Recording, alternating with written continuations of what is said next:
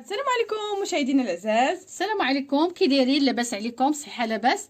اليوم جينا لكم بواحد الوصفه جديده اللي هي دواء للبرد. خصوصا حنا فصل الشتاء. دابا خليكم مع المقادير تاع هذه الوصفه، وشكرا بزاف على المشاهده. على بركه الله، شنو هما المقادير تاع هذه الوصفه تاع دواء البرد؟ هاد المقادير هي العسل الحر اللي غادي ندوبوه، العسل الطبيعي ها هو، السكينجبير، الكركم بلدي، الصانوج وحامضه. ودابا خليكم مع الطريقه وشكرا. ودابا بعد ما قالت لكم ماما المقادير تاع هذه الوصفه، اول حاجه غنشدو هنا الماء ديالنا، وغنردو ناخذ الشانوج ونديرو 2 معالق الشانوج بحال هكا. ودابا غنديوهم يغلاو في البوطه. خليكم معنا مشاهدينا الاعزاز. بعد ما درنا الشانوج تاعنا يغلى، غنشدو الحامض، نشدو واحد الزليفه ونبداو نعصرو هذيك الحامضه تاعنا بحال هكا. تعصر باش تحصلي على داك الماء باش نحصل على الماء ديالها. حنا راه غسلنا الحامضه وغسلنا يدينا، المهم غادي تنقيها من هذوك الليفات.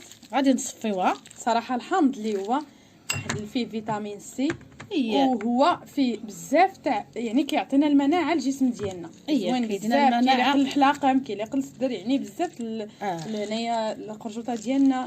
يعني دابا خصوصا هذا الفصل تاع البرد، راه الانسان دغيا كيضربوا البرد، الا هي نقص الحوايج ولا شي حاجه راه كيضربوا. ضروري هذه الوصفه هذه راه زوينه وفعاله اللي كتشاركها معكم دابا ماما كتحضرها معكم. نتمنى انها تديروها لوليداتكم وعائلتكم. ودابا خليكم معنا تنصفيوها ونرجعوا معكم. دابا ها هي غنشدو واحد القريعه، ها هي شوفوها نقيه، غسلتها نقيه، غسلناها حلينا من الغطاء. من بعد غنشدو الصفايه. اول حاجه الصفايه تاعنا غنصفيو في هاد القرعه هذيك الحامضه.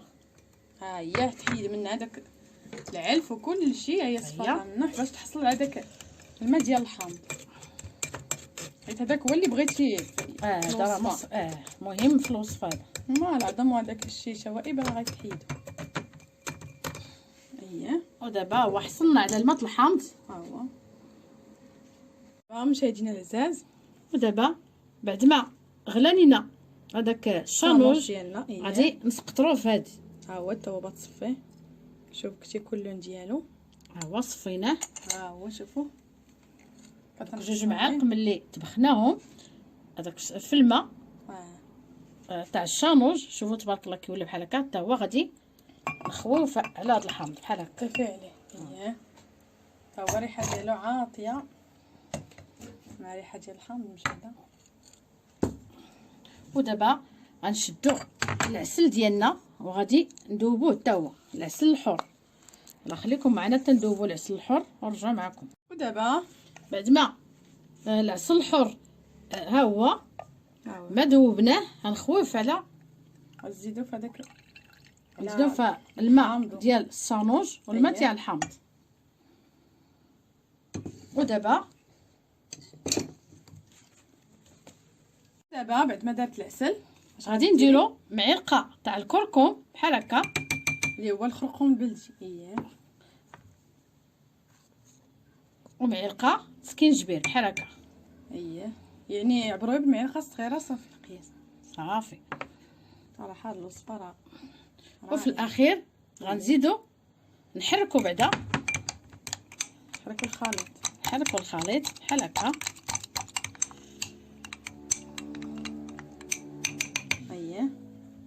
ونزيدو في الخليط العسل الاخر بحال هكا. ضيفوه كامل.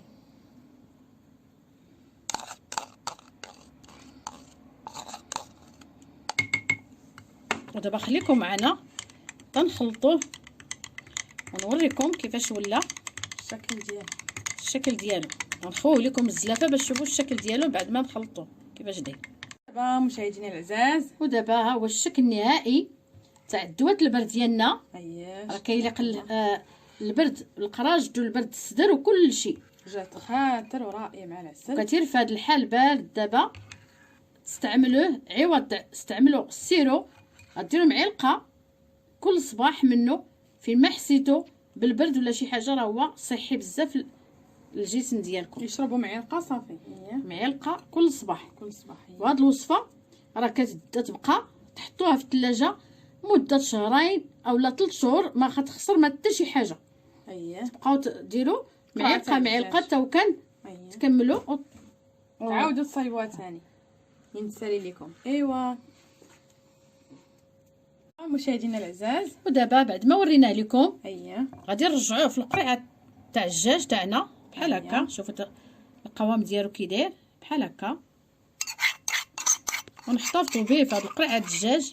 صراحه ما كاينش ثلاجه حاجه طبيعيه بلا عسل الحر وداكشي، كتجي زوينه صراحه الوصفات. ها هي القرعه غنسدوها بحال هكا ونديوها للثلاجه. يلا شكرا بزاف على المشاهده، الى فيديو جديد ان شاء الله، وشكرا بزاف على التتبع ديالكم اللي داخل الوطن ولا خارج الوطن. شكرا بزاف لكاع لي زابوني دخلوا عندنا جداد. شكرا بزاف. السلام عليكم، الى فيديو جديد.